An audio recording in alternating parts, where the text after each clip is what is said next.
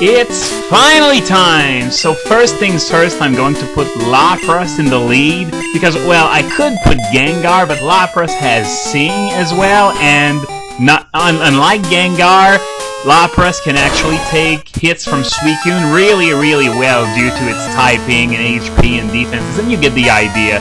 So Lapras will be doing the bulk of the job on this one. I also went back to buy 25 more Great Balls. Okay, let's see how it withstands Thunder. But yeah, 25 more Great Balls, because I forgot to buy some before. So now I have 30. Rain Dance. Well, I can't say that's bad news, because I was intending on weakening it further with Surf.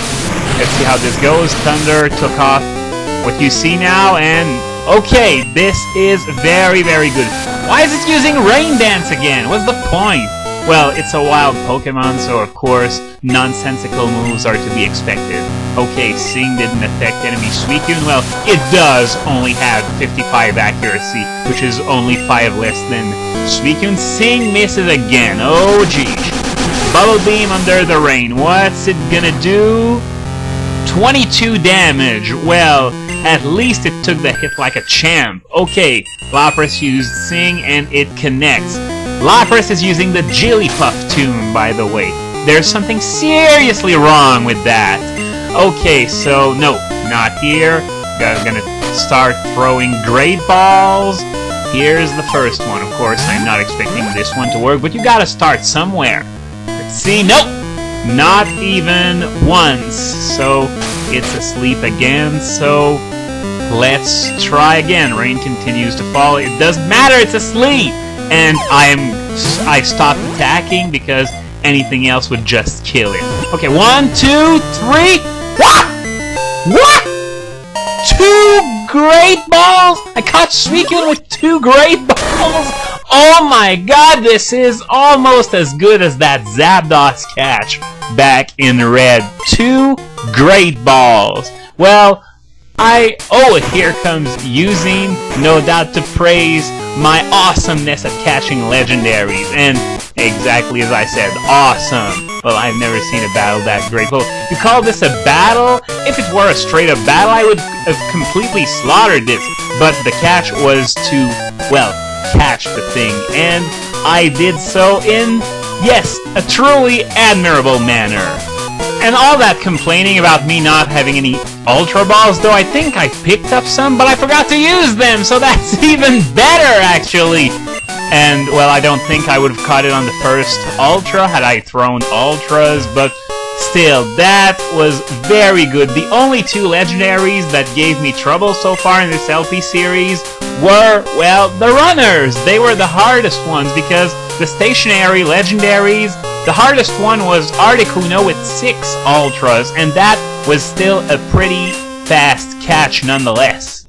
So here we get some more lore that no doubt we already knew, and first things first, I'm going to get Suicune once I get out of here. I'm gonna do all of this off camera because I've got to buy a Blizzard TM for Suicune, but what I'm going to do is I have a Mystic Water in reserve, the one that I found in that vault in the ruins of Alph. I'm going to give it to Suicune. I'm going to teach it Surf, of course. I'm going to teach it Blizzard because I still don't have any access to the Ice Beam tutor. It's only after I beat the Elite Four. So nope, there are no stairs. I wanted to see if I could move on further up the tower, but it doesn't look like it. So see you soon.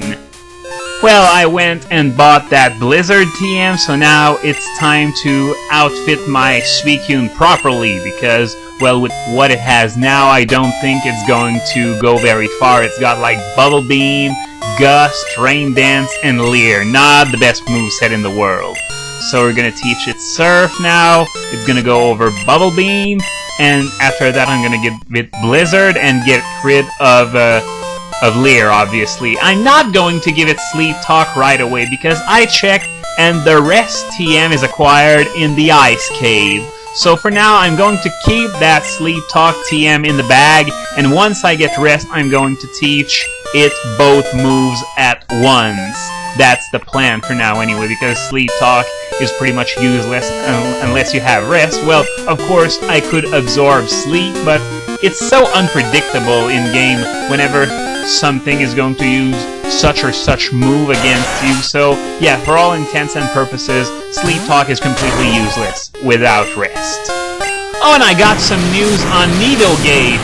It's been confirmed, it's official. Cerebi was right when it came to the egg moves of the Nidorans. So, Nidoran female gets Skull Bash, Nidoran male gets Head Smash, and there's nothing else. That's it. So, yeah, it's been confirmed. Smogon have changed their lists on their Hard Gold Soul Silver competitive thread, and Shoddy should be updated, well, maybe not right now, but at some point in the near future. Since this is, after all, a pretty big mistake. Not, well, especially when it comes to the underused environment, as I said earlier, because the Nidos are going to become pretty potent choices there with the addition of Super Fang. And even in the overused tier, if you want to use Super Fang, Nidoqueen might actually be one of the best choices because there aren't many better Pokemon that learn Super Fang. There's Walrein, there's Crobat, possibly Houndoom, depending on your stance on the thing. Oh, here's a Mantine. Now this thing's got pretty huge special defense, so using Surf, or Blizzard for that matter, would just be asking for trouble. So I'm just going to pummel it with Gust and, oh gee, Supersonic. Well, this calls for a switch. And my personal advice, whenever you get confused, always switch, because, well, the opponent just used Confuse Ray, so by switching, I make that turn completely useless. So we did nothing for one turn each, but I gotta switch to something more favorable like Raikou. So anyway, now, as I've mentioned several times before, I'm heading to the Whirl Islands, and I have checked the maps, and there were a few people who said that I should wait until Lugia's available in there. Well, the truth is that, well, I'm going there for the items, as I've said before, but there are no items on the path to Lugia, because there's one very specific path that you have to take if you want to get to Lugia, and there's no items at all on that path. All the items are spread across the remainder of the cave, so actually what I'm doing isn't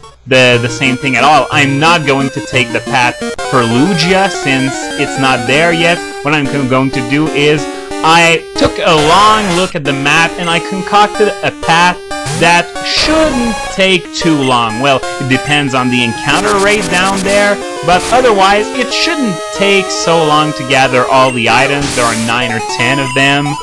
So yeah, I'm trying to take the shortest route possible to get all of the items, and it's a bit complicated when you take a long look at how the inside, can't go that way, at how the inside of the cave is laid out, but it's fairly easy to, you know, see where the items are and make your route based on that. Of course, there's going to be a big dead end in the way, and okay, here we go, now I need Flash.